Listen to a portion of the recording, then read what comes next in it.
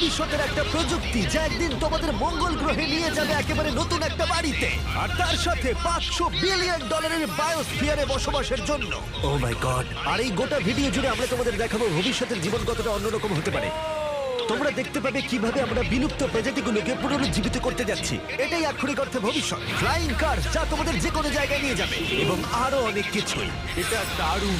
শুরু করবো এই $1 আলো দিয়ে, যা প্রচুর পরিমাণে একত্রিত করলে মানব জীবনের ভবিষ্যৎই বদলে যেতে পারে, অথবা মঙ্গল গ্রহ। এই ভিডিওতে আমি তোমাদের দেখানোর জন্য এক্সাইটেড এই বিশ্বের সবচেয়ে ফিউচারিস্টিক টেকনোলজি। কিন্তু এরপরে আমরা যাব $10,000 টেকনোলজিতে, নিউরালিঙ্ক, যেখানে একটা কম্পিউটার চিপ সার্জিক্যালি ব্রেনের মধ্যে ইমপ্ল্যান্ট করা হবে, যাতে নোল্যান্ডের মতো বাকি সবাই বিশ্বের সাথে সংযোগ তৈরি করতে পারে। তাহলে তোমার ঘাড় থেকে বাকি অংশ প্যারালাইজড। হ্যাঁ, আর প্রায় 8 বছর ধরে আমি আমার জীবনের কিছু উদ্দেশ্য খোঁজার চেষ্টা করছিলাম। আর তারপরে তুমি পেলে নিউরালিঙ্ক। এর প্রভাব কি হলো? কম্পিউটারের মাধ্যমে যে যা পারে আমিও তাই করতে পারি। আরো সত্যি এটা পারে, শুধুমাত্র ওর ব্রেন ব্যবহার করে। তোমার চিন্তা ভাবনাই তাহলে এটাকে এগোচ্ছে। হ্যাঁ হ্যাঁ, একদম। আমি চাই তুমি তোমার ভাবনা দিয়ে একটা টেক্সট করো। ঠিক আছে। ওর হাতগুলো প্যারালাইজ, আর আমরা তোমাদের দেখাবো ওর হাতগুলো একেবারেই নড়ছে না। এদিকে নোলানের ব্রেনে নিউরন ব্যবহার করে নিউরালিঙ্ক সেই সিগন্যালগুলোকে মুভমেন্টে রূপান্তর করতে পারে। ও ওর ভাবনা দিয়ে টাইপ করলো হাই। এটা তোমাদের অদ্ভুত লাগছে তাই না? কিন্তু ও আরো অনেক কিছু পারে। তাহলে শুধু চিন্তার মাধ্যমে তুমি এদিকে দিক যাচ্ছ। লেফট রাইট, উফ, মরে যেও না। ও না, এই তো। ও আমাদেরকে গেমে হারিয়ে দিল শুধুমাত্র চিন্তা ভাবনার মাধ্যমে। আমি কখনো ভাবিনি যে এটা আমাকে এমন কিছু করতে দেবে। ফিউচার টেকনোলজি শুধুমাত্র আমাদের মাইন্ডকে সাহায্য করে তাই নয়, তার সাথে বডিকেও করে। যেমন হলো কাই, 12 বছরের একটা ছেলে যার একটা হাত নেই, যাকে রাস্তার ধারে ফেলে রাখা হয়েছিল। আর এই জিনিসটা আমরা এখন কাইকে দিতে চলেছি। এটা কঠিন। আর ও জানেও না ও একটা ফেক ডক্টরের চেম্বারে রয়েছে। আর সব থেকে অ্যাডভান্স বায়োনিক আর্ম ওকে দেওয়া হবে। $25,000 একটা বায়োনিক আর্ম, যা ওকে একটা সুপার হিরো মুভমেন্ট দেবে। ওকে সারপ্রাইজ দেবো। এই কাই। হ্যালো। আচ্ছা, একটু তোমার ব্যাপারে আমাকে কিছু বলবে? আমার বয়স 12, আমাকে চায়না থেকে অ্যাডাপ্ট করা হয়েছে। কাই এটা জানেও না যে ওটা জিমি। তোমার মা আমাদেরকে বলেছে তোমরা আমাদের চ্যানেলের বড় ফ্যান। দাঁড়াও, কি বলছো? আর হ্যাঁ, তুমি এখন এই হাতটা পেতে চলেছো, কিন্তু আমার মনে হয় এটা যথেষ্ট নয়। তাই তোমার জন্য একটা উপহার আছে। কি বলছো? এটা হলো এই বিশ্বের সবচেয়ে ফিউচারিস্টিক বায়োনিক আর্ম। তোমার মা আমাদের বলেছে তুমি খেলতে ভালোবাসো, অ্যাক্টিভ থাকতে চাও, তুমি যা চাও সেটাই যেন তুমি করতে পারো, সেটাও খুব এটা সহজেই। সত্যি দারুণ। এই আর্মের স্পেশালিটি হলো এতে অনেক সেন্সর আছে। কিছু না টেনে তুমি এটাকে ব্যবহার করতে পারবে, কারণ এর সেন্সর তোমার নার্ভগুলোকে ফলো করবে। এটা দুর্দান্ত, তাই না? একদমই তাই। হাতটা মুঠো করো। ও, এটা একবার দেখো। এখানে একটা কাঠের টুকরো রয়েছে, এটাকে চেপে ধরো। এই তো, এটা দুর্দান্ত, তাই না? তুমি কি আমার সাথে হাত মেলাতে চাইবে? এটা দারুণ। খুব ভালো, এটা একবার দেখো। আর অবশ্যই তুমি যদি এই বিচ ফ্রেমিংটা না চাও, এটা তুমি খুলে দিতে পারো। না, তাহলে আমি থাকবে এটা না। রাখবো। এইটা আমার জীবনের সব থেকে ভালো দিন। সত্যি? মানে আমি তোমার অনেক ভিডিও দেখেছি, তুমি সবাইকে অনেক সাহায্য করো। ভাবিনি আমিও সাহায্য পাবো। ঠিক আছে, খুব ভালো। অবশ্যই এই বায়োনিক আর্ম জীবন বদলে দেবে, কিন্তু এটা কিছুই নয় এই $1.5 ফ্লাইং কারের তুলনা। তোমার কি মনে হয় এটা আমাকে হারিয়ে দেবে? ও হ্যাঁ, যদি কোনোভাবে তুমি যেত আমি তোমাকে $1 বিলিয়ন দেবো। আমি জিতলে তুমি আমাকে $1 মিলিয়ন দেবে? হ্যাঁ, একদম। ও, তাহলে রেস শুরু করে দাও। আমরা এবার রেস করে দেখবো কোনটা বেশি দ্রুত, একটা ফ্লাইং কার নাকি একটা নরমাল কার। চলো তাহলে রেস শুরু করা যাক। ঠিক আছে। ও, আমাদের পাশেই উড়ে আছে। যাচ্ছে। কি? ও কি সমুদ্র পেরিয়ে যাবে এবার? হ্যাঁ, ও রাস্তার কোনো দরকার নেই। এটা চিটিং। যেহেতু এটা একটা ট্রু টেস্ট, সমস্ত ট্রাফিক আমাদের মানতে হবে। দেখো, স্টপ সাইনে আমাদের থামতে হবে। এবার আমরা যাব, কিন্তু এর পরিবর্তে ফ্লাইং কার সোজা বেরিয়ে যাবে। এটার কারণেই এর সম্পর্কে মানুষ ভবিষ্যতে ভাবছে ফ্লাইং কার সব সময় এগিয়ে থাকবে। দাঁড়াও, আমি ওকে দেখতে ও, পাচ্ছি। ওকে দেখো। দেখো, অর্ধেকটা চলে গেল। আমরা সবাই শুরু করেছি মাত্র আমাদের এখন। তাড়াতাড়ি যেতে হবে। ভাবতে পারছো প্রতিদিন তোমরা কতটা সময় বাঁচাতে পারবে যদি তোমরা এইভাবে কাজ করতে পারো? কারণ তুমি গাড়ি চালানোর বদলে সোজা গাড়ি নিয়ে উড়ে আমি যাবে। 1 বছরে 1000 ঘন্টা বাঁচাবো। হয়তো 1 বছরও নয়। আমি হিসেব করে বলি। এই $1.5 ফ্লাইং কারের কোনো তুলনাই চলে না এই $1 বিলিয়ন রকেট শিপের সাথে, যেটা আমরা পরে দেখব। এটা তো সবে শুরু। এটা কি তাড়াতাড়ি এখানে চলে এলো? এদিকে এসো। ও ও গড, আমি ভুলে গেছিলাম আমরা পিছিয়ে আছি। জিমি এখন অনেকটাই পিছিয়ে রয়েছে। জিমি, আমার মনে হয় তোমার $1 মিলিয়ন গেল। হ্যাঁ, সৌভাগ্যবশত আমি বলিনি ও জিতলে আমি $1 মিলিয়ন দেবো, বদলে ও বলেছে আমাকে $1 মিলিয়ন দেবে। আমাকে দেখতে হবে আমি যেন কাউকে ধাক্কা না মারি। আরে, ও তো চলে এসেছে। তুমি কতক্ষণ আগে এসেছো? 10 মিনিট। তুমি এখানে 10 মিনিট আগে এসেছো? ও মাই গড, এটার সম্পর্কে আমি জানি না, কিন্তু একদিন অবশ্যই এটা আমি চালাবো। আর যদি তুমি ভবিষ্যতের দিকে না তাকাও, তাহলে একবার এই জেট প্যাকটা ব্যবহার করে দেখতে পারো। এবার যার মূল্য হলো $500 মিলিয়ন। এই জেট প্যাকটা ঘন্টায় 80 মাইল গতিতে উঠতে পারে এবং 3 মাইলের রেঞ্জের সাথে সব থেকে দ্রুত কাজে পৌঁছতে হলে এটাই দরকার। কাজ করে ভালো লাগছে।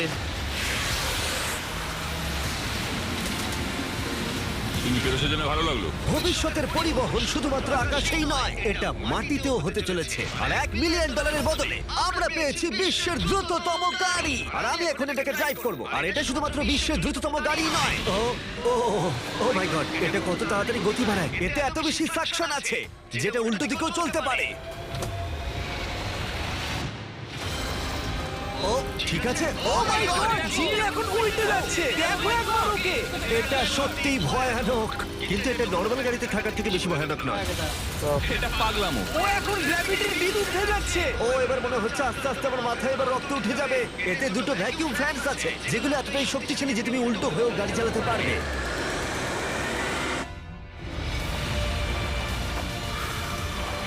এটা খুব বেশি দূরে নয়, আর এর 10 গুণ মূল্য দিলে মার্সিডিজ তোমাকে উপহার দেবে একটা কনসেপ্ট কার যার মূল্য হলো $10 মিলিয়ন। এটাকে তুমি বলতে পারো কয়েকশো বছরের মধ্যে একটা ভবিষ্যৎকারীর স্বপ্ন। এটা প্যান্ডোরার মহাবিশ্ব দ্বারাও অনুপ্রাণিত। এটা অনেকটা একটা প্রাণীর মতো দেখ, বলতে পারো অনেকটাই। যদি আমি এটাকে টাচ করি, হ্যাঁ, এটা রিয়াক্ট করবে। হ্যাঁ ওয়াও, এটাকে পোষ মারালে কেমন হবে? হ্যাঁ, দেখো ওটা ওর পছন্দ হচ্ছে। এটাকে ঠিক আছে, আমি কি এটাকে একটু ঘুরিয়ে আনতে পারি? হ্যাঁ, চলো একটু মজা করা যাক। কিছুই না, শুধু এটাকে প্রেস করলে সামনের দিকে এগিয়ে যাবে। এটা তো দারুণ। আর এটাকে টানলে স্টপ হয়ে যাবে। আর সব থেকে বড় টুইস্ট হলো সাইডওয়েজেও তুমি ড্রাইভ করতে পারো। ও মাই গড! এই চেয়ারগুলো তোমার হার্টবিট মাপবে আর সমস্ত ভাইটালসও, আর অটোমেটিক্যালি অ্যাডজাস্ট করবে, আর অটোমেটিক্যালি তোমার টেম্পারেচারও চেঞ্জ করে দেবে। একটু দেখো এটা। আমি বলতে চাইছি আমিও এটা চালাতে পারবো। হ্যাঁ, তুমি করতেই পারো, কিন্তু এটার দাম কিন্তু $10 মিলিয়ন, মাথায় ও, রেখো। তাই? হ্যাঁ, একদমই। আমি এটা এখন বাহাত দিয়ে চালাচ্ছি। আচ্ছা, ও মাই গড, এটা খুবই অদ্ভুত। অদ্ভুত বলতে গেলে ওখানে ড্রোনটা দেখতে পাচ্ছ? হ্যাঁ, দেখেছি। এটাকে বলে উইং। এটা হলো লিটারালি ফিউচার অফ ডেলিভারি। এবার এটা দেখো, এটা অসাধারণ, সত্যি খুব অদ্ভুত লাগছে আমার। খুবই সুবিধাজনক। কয়েক মিনিটে তোমার প্যাকেজ ডেলিভারি করে দেবে। আর এটা টেস্ট করতে হলে, যখন আমরা আমাদের উইল্ডারনেস চ্যালেঞ্জ ভিডিও শুট করছিলাম, আমি কন্টেস্টেন্টদের জন্য উইং অ্যাপ থেকে জিনিসপত্র অর্ডার করছিলাম, আর ওরা নর্মাল ডেলিভারি করার বদলে উইং এর ডেলিভারি ছিল স্পেশাল। এই উইল্ডারনেস ভিডিওর জন্য যে কোনো ডেলিভারি সার্ভিসের থেকে অনেকটাই দ্রুত। যেখানে নর্মালি 1 ঘন্টা সময় লেগে যায়, এটা ডেলিভারি হলো 2 মিনিটের মধ্যে এই ঘন জঙ্গলেতে। চলো, খুলে গেল, তোমার ডেলিভারি হয়ে যাবে কয়েক মিনিটের মধ্যেই। আর উইং তোমাদের সেবায় সব সময় প্রস্তুত। এটা আবার কি উড়ন্ত প্যাকেজ? আর এটা শুধুমাত্র ফিউচার নয়, উইং ইতিমধ্যেই 7.5 লাখ প্যাকেজ মানুষের কাছে পৌঁছে দিয়েছে। Thanks Jimmy. wing.com/MrBeast এ যাও আরো কিছু জানতে। কিন্তু এখন আমরা যাব $200 মিলিয়ন টেকনোলজির দিকে, যেটা আমাদের উপহার দিয়েছে এই খাবার, যেটা লিটারালি উৎপাদন করে চলেছে কয়েক লক্ষ কেজি চিকেন একটাও মুরগি না মেরে, যেটা সত্যি অসাধারণ। কারণ প্রতিদিন প্রায় 220 মিলিয়ন মুরগি হত্যা করা হয় গোটা বিশ্বে মানুষের চাহিদা পূরণের জন্য। আর আপসাইড ফুডস রিসার্চ করে 200 মিলিয়নেরও বেশি খরচা করে এই টেকনোলজিটা বানিয়েছে, ডেভেলপমেন্ট করতে। তোমায় দেখাই কি করে করা হয়। হ্যাঁ, আমাকে বলো, আমি কিছুই বুঝতে পারছি না। যখন আমরা 2018 সালে একটা মুরগির ডিম থেকে কোষ বার করেছিলাম, তারপর ডিমের ছোট্ট একটা অংশ ভেঙেছিলাম, সেখান থেকে কোষ নিয়ে -80 ডিগ্রিতে জমিয়েছিলাম। ওয়াও! আর তুমি এই কোষগুলো ব্যবহার করে লক্ষ লক্ষ কেজি মুরগির মাংস তৈরি করছো। স্টেপ 2 হলো আমরা সেই কোষগুলোকে আস্তে আস্তে ও গলাবো। মাই গড! আর কোষগুলো মাল্টিপ্লাই করা হচ্ছে, আর কোষগুলো ক্রমশ বাড়ছে। যথেষ্ট গলানোর পরে আমরা স্টেপ 3 তে চলে যাব। এতে আছে প্রোটিন, ফ্যাট, সুগার। আমি চিকেন সেলকে খাওয়াচ্ছি তাহলে, যাতে চিকেন মিটগুলো বেড়ে যায়। ঠিক বললাম তো? হ্যাঁ, একদম ঠিক। আর একবার মুরগির খাবার পাত্রে ঢুকে গেলে সেগুলোই পাইপের মধ্য দিয়ে কারখানায় চলে যায়। আর গোটা পদ্ধতি এভাবেই সম্পূর্ণ হয়। যেমন এটা দেখছো, চিকেনের কোষগুলো এখানে ক্রমাগত ভাসছে। ও মাই গড! এখানে তো অনেক মুরগি রয়েছে। তাহলে প্রতি 2 সেকেন্ডে একটা মুরগির সমান মুরগির মাংস উৎপাদিত হয়। হ্যাঁ, প্রত্যেক সেকেন্ডে। আর মুরগির জীবন বাঁচানোই আপসাইড ফুডসের একমাত্র লক্ষ্য নয়। এই মুরগিগুলো রোগে আক্রান্ত হয় না, তাই তোমাকে রোগ নিয়ে কোনো চিন্তা করতে হবে না, বা কোনো অসুস্থ চিকেনও তোমাকে খেতে হবে না। এটা একদিকে সত্যিই ভালো। চলো একবার ট্রাই করা যাক। প্লিজ, আমি এটা ট্রাই করতে চাই, টেস্ট করে দেখবো। এবার তাহলে আমরা এই মিটটাকে টেস্ট করে দেখবো। ভেতরে এসো, আমার পরিচিত অন্যতম সেরা শেফ নিক ডিজিওভানি। আর ও আমাদের জন্য দুটো চিকেন স্যান্ডউইচ তৈরি করবে। এর মধ্যে একটা স্যান্ডউইচে মুরগি হত্যা করে চিকেন দেওয়া হয়েছে, অন্যটায় কোনো মুরগি হত্যা করা হয়নি, বরং ল্যাবে তৈরি হয়েছে। তোমার মনে হয় কোনটা বেশি ভালো হবে? আমার মনে হয় যদি ঠিকভাবে আমি এটা রান্না করে তুমি ধরতেও ঠিক পারবে। আছে, এটা ভালো টেস্ট হবে। ও আমাদের প্রথমে এক রকমের স্যান্ডউইচ দেবে, আমরা দুজনেই এটা ট্রাই করে দেখবো। এটা হলো আসলটা, যেটা তারিখার আমি কেউ জানি না। চিয়ার্স। চলো খাওয়া যাক। হ্যাঁ, চিকেন। চিকেন। এবার আমরা এটা ট্রাই করব। এটা তাহলে কি আমরা জানি না। চিয়ার্স। আমি সত্যি পার্থক্য বুঝতে পারছি না। এটা তো পুরো একই রকম খেতে, মানে দুটোতেই চিকেন আছে। যাই হোক না কেন, দুটো টেস্টই অসাধারণ। এটা ল্যাবে তৈরি হয়েছে।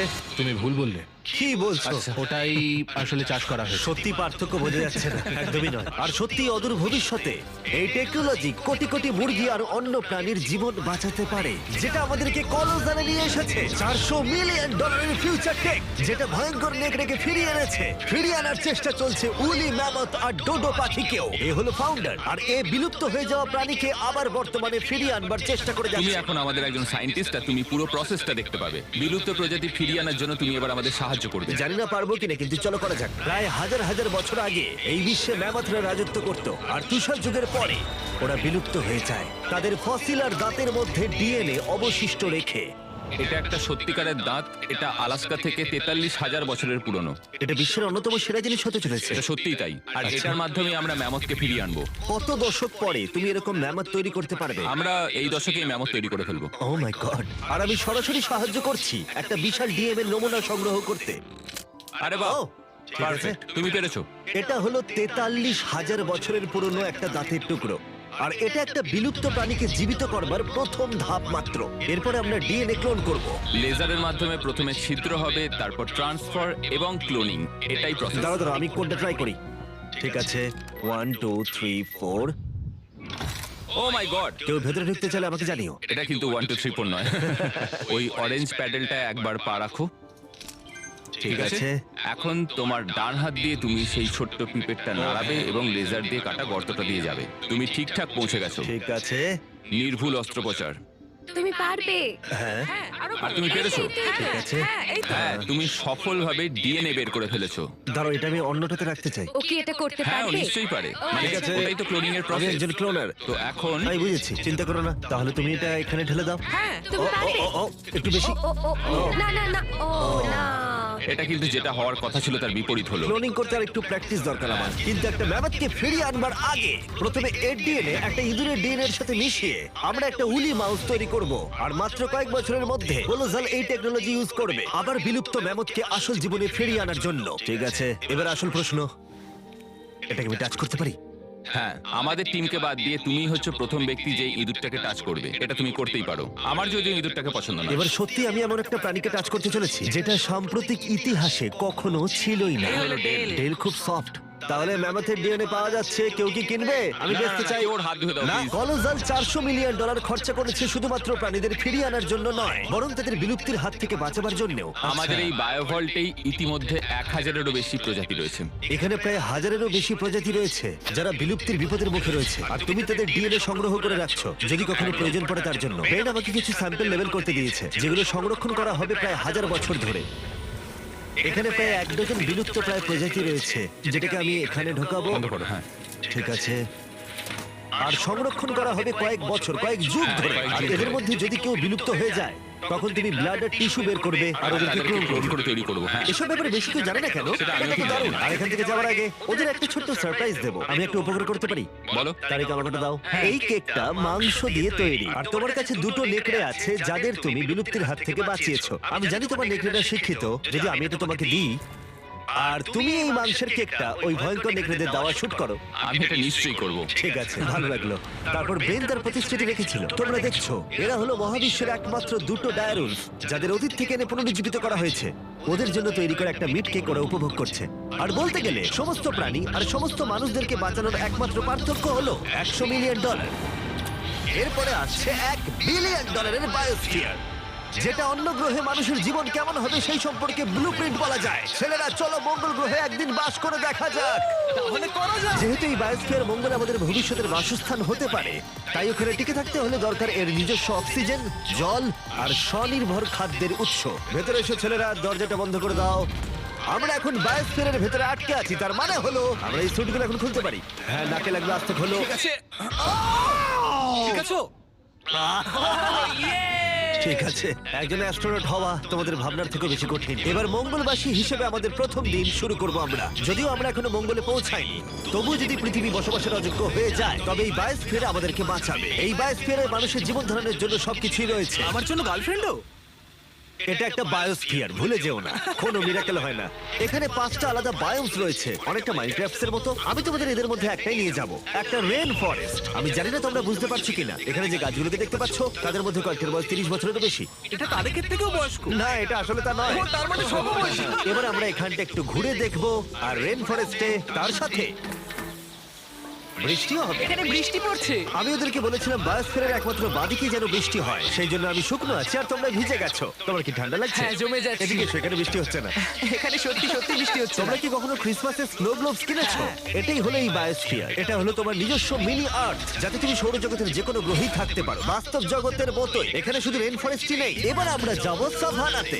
এই সাভানাতে খাদ্য উৎপাদনের জন্য রয়েছে আদর্শ জলবায়ু, আর ঠিক এই কারণে এটা 5টার মধ্যে সবথেকে বেশি গুরুত্বপূর্ণ। এগুলো হলো ঘোস্ট পেপারস, যা তোমরা দেখছো। নোলান, তুমি ট্রাই করে দেখবে? নিশ্চয়ই।